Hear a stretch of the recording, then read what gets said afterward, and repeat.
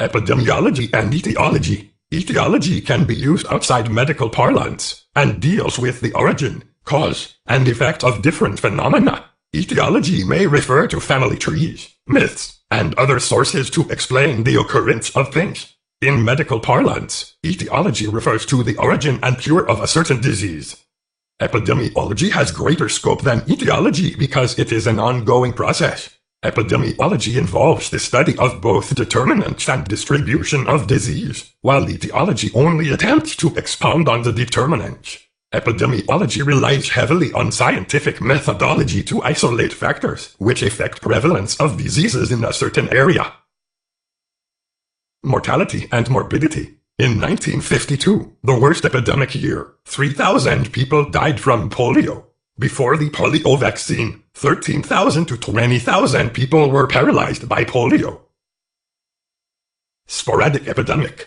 Polio has caused sporadic paralysis and death for much of human history. In the 20th century, epidemics of polio occurred regularly in cities during the summer, leaving large numbers of healthy children and adults crippled or dead due to paralysis of their breathing muscles. The image of polio-stricken individuals confined to an iron lung, a large metal cylinder that operated like a pair of bellows to allow them to breathe, was a frightening reminder of the disease's devastation.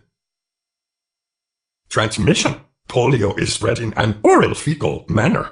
Person-to-person infection occurs by contact with infected mucus, phlegm, feces, or by contact with food and water. Portals of entry and exit. The mouth has a fecal-oral portal of exit and entry.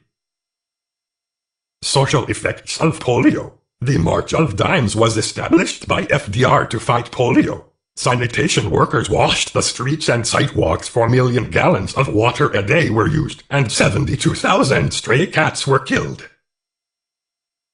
Ways it affected kids' lives. Children couldn't play with friends. Schools were closed, and in most cases children couldn't have contact with their family if they had polio because of how contagious it was. Treatments for victims. Vaccinations, iron lung, mobility, and AIDS. Experimental studies conducted by Colemar, Sabin, and Salk. In 1950, Albert Sabin and Jonas Salk made effective vaccines. The Salk vaccine is a virus which helped the human immune system to recognize the virus, polio, and eliminate it. Even though the vaccine lasts for some time, it doesn't last a person's entire lifetime. The Sabin vaccine is attenuated, live viruses. It was proved to be not strong enough to cause paralysis. It also multiplies in the intestinal tract and induces immunity. Vaccine used in USA today and who should receive it. Inactivated polio vaccine is what children tend to get. During different ages, children get different doses. It is for children 2 meters, 6 years. Kids get a dose at 2 meters, 4 meters, 6-18 meters, and booster dose 4-6 years. Herd immunity in USA today. The US had been polio-free since 1979 due to dedicated healthcare professionals and parents who make sure their children get vaccinated when they should. 2 countries affected by polio today, Asia and Africa. Presentation created by Garrett Thompson and Mark Robinson.